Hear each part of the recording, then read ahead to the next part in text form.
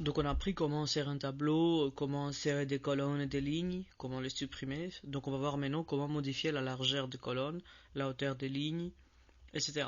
Donc tout d'abord on va voir comment faire avec la souris.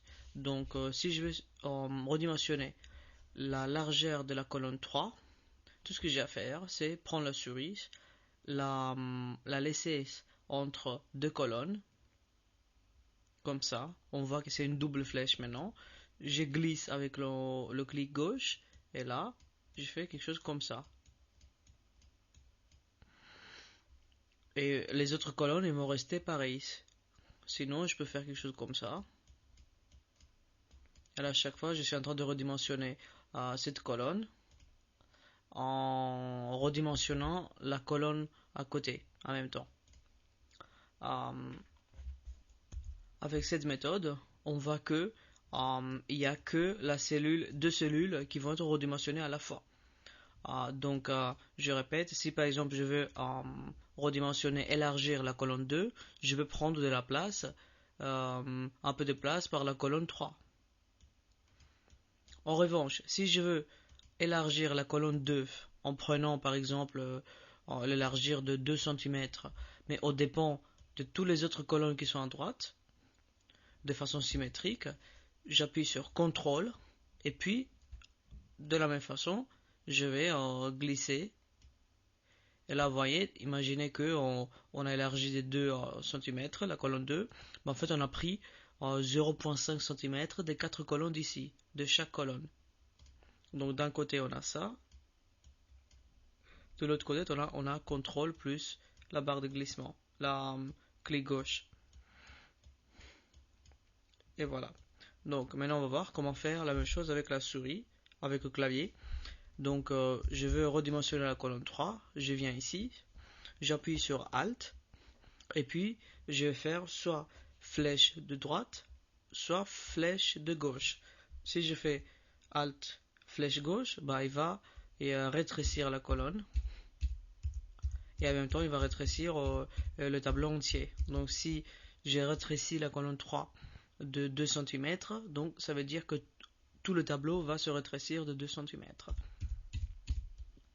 Pareil, Alt et clic droite, il va élargir le tableau. Si c'est la hauteur de la ligne que j'ai modifiée, je fais pareil, Alt, mais cette fois-là, au lieu de faire flèche de droite ou de gauche, qui va jouer sur la largeur de la colonne, je vais faire Alt plus flèche haut et bas. Donc je fais Alt et flèche bas, ça fait ça. Flèche haut, ça fait ça. Après, si je veux modifier la largeur d'une cellule spécifique et pas de la colonne entière, donc cette cellule-là, je vais la modifier, je vais l'élargir ou la rétrécir, au lieu de faire Alt plus flèche de droite ou de gauche, qui va modifier toute la colonne, je fais CTRL Alt, et après flèche de droite et de gauche, il va faire ça.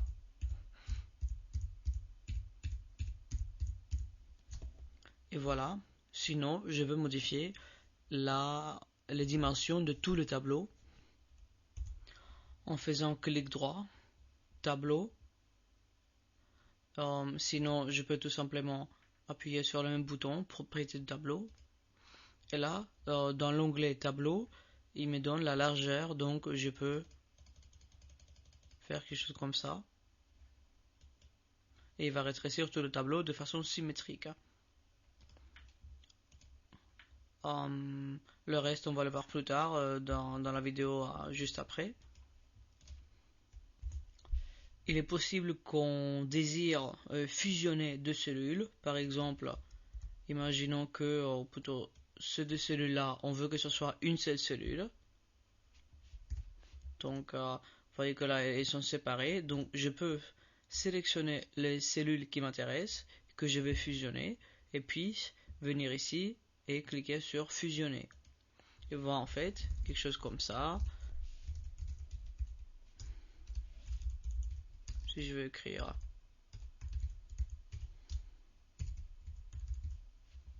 quelque chose comme ça, et voilà. Si je veux faire l'inverse, donc ça veut dire, ça s'appelle scinder, je peux venir à la cellule qui m'intéresse et je veux la séparer en deux colonnes. Je fais scinder les cellules.